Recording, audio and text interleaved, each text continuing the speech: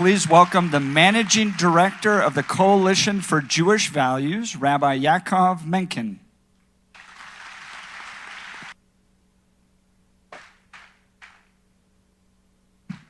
I am so grateful for this opportunity to be with you today, with my thanks to Mr. Jeff Hunt, to Dr. Sweeting, to Amy Smith, and to Stacy Holt, and to everyone I don't know, the efforts that you've all put into making this event and to making sure that my voice was part of it. Because for those who haven't figured this out or noticed this yet, I'm Jewish. Who knew, right? But so besides being part of this incredible panoply of religious movements and denominations represented here, or should I say rainbow? Don't boo. Someone in the media will be broadcasting at Christian University. Boo's Rabbi. Can't do that. There's another very good reason for me to be here, which is that Jews have spent thousands of years being on the wrong end of discrimination and bigotry.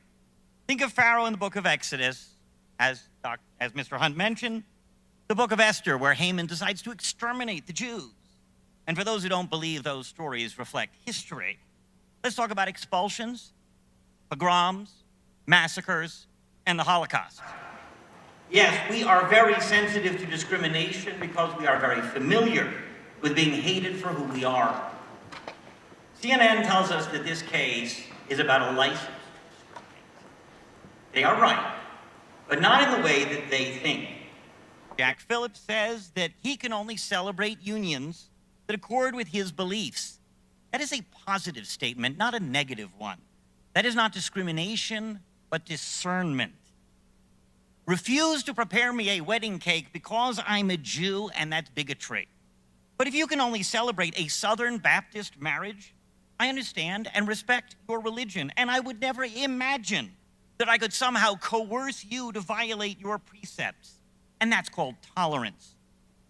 And let me point out that if Mr. Phillips were to offer me a cake when one of my children, God willing, reaches this milestone, I would say, thank you very much, Jack.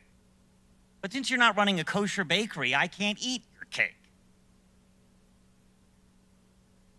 And my desire to keep kosher is in no way discriminatory against Mr. Phillips or anyone else. And neither is his desire to honor his own faith. Although if you do want to go kosher, I have people you can talk to. You know what Jack's problem is? He's not discriminating enough.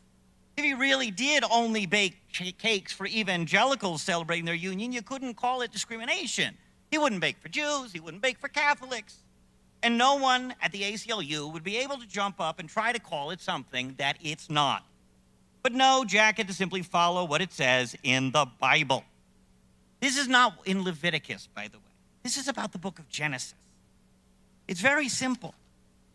In the book of Genesis, it says man and female, man and woman, he created them. And then it says the man will cleave to his wife and they shall be one flesh. A reference to having children. The Bible connects marriage to be fruitful and multiply. And God says, Jack says, as long as it's a man and a woman who are capable of becoming one flesh, I'm down with that. Because that's what the Bible says. You know why the courts are confused? Because there are only two genders.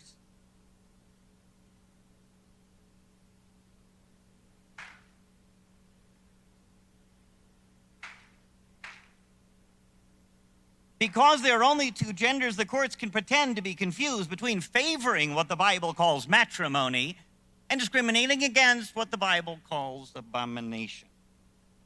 If space aliens were to land tomorrow, they would solve the problem.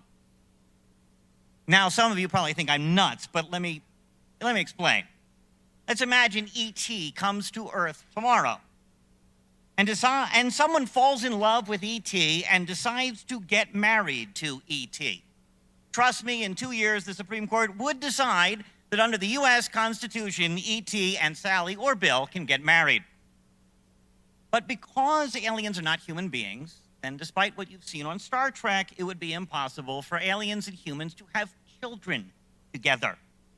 That wouldn't be the biblical definition of marriage, and Jack Phillips would not be able to bake them a cake. And then it would be obvious that he's not discriminating against anyone. He's not singling out same-gender couples for exclusion. On the contrary, he is saying he can only celebrate a biblical marriage that involves a human man and a human woman. And the ACLU would have to pack up and go home.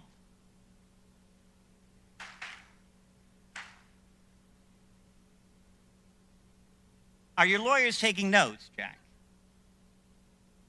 I hope they are, because guess what's coming next? If they can do this to the baker, well, the ADF already knows.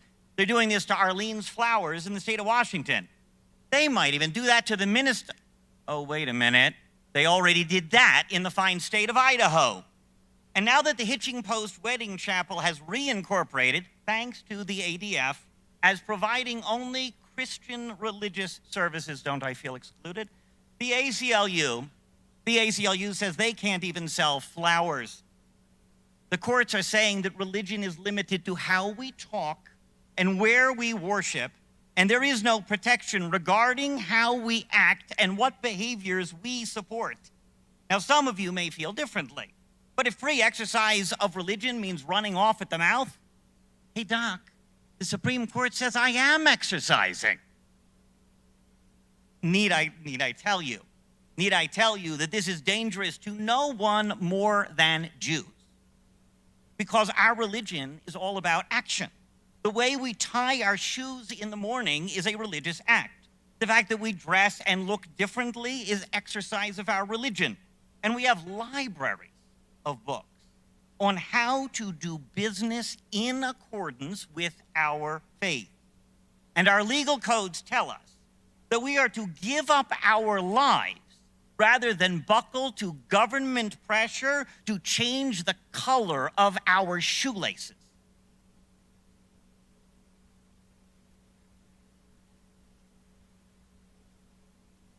The Colorado Civil Rights Division and the lower courts have decided to force Mr. Phillips to change the way he practices his religion or give up his business. If exercise of religion does not include exercise, then government can tell Jews whether we can do kosher slaughter or circumcise a child, because both of those are also done by trained professionals. So no, if you tell us that we have freedom of speech and freedom of worship, but we cannot let religion guide how we do business, that is not religious freedom.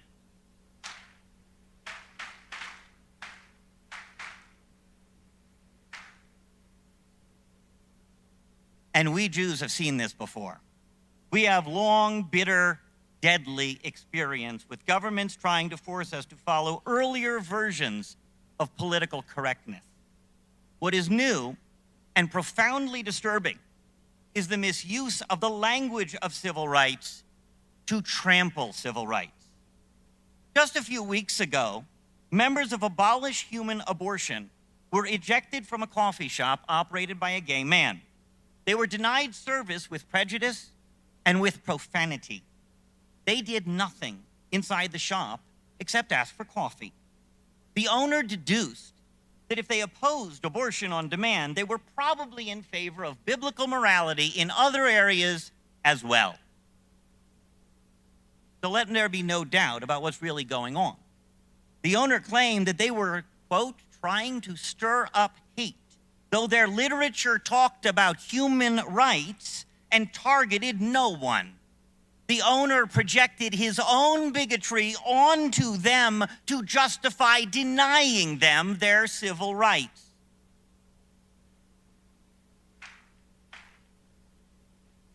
A writer for LGBTQ Nation said, quote, right-wing blogs are enraged that a gay coffee shop owner kicked out a group of anti-choice religious nut jobs. Listen carefully. Only right-wingers are bothered. Everyone else knows that anti-choice religious nut jobs don't deserve a seat at the counter. And at Out.com, they made it explicit, praising the store owner for denying the group service, and I quote, based on their religious beliefs. That's right. It's not about tolerance. It's not about treating everyone with human dignity, and it's certainly not about opposing discrimination. On the contrary, the people who are doing this are not against discrimination. Out.com celebrates bigotry and discrimination against people of faith. And yet, for some reason, we all know how far the members of Abolish Human Abortion would get were they to decide to sue. In the current environment, it's only people of faith who can be described as bigots. That is why this case is so important and why the wrong decision would be so dangerous, because the people who sued Jack Phillips are not opposed to discrimination, but expert practitioners of the craft.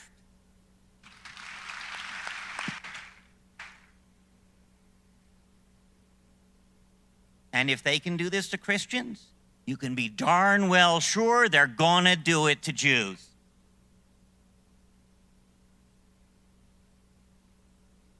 Jack, you're fighting for all of us. You're fighting for every American who tries to be guided by conviction and faith.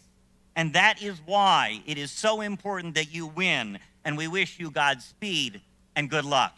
Thank you very much.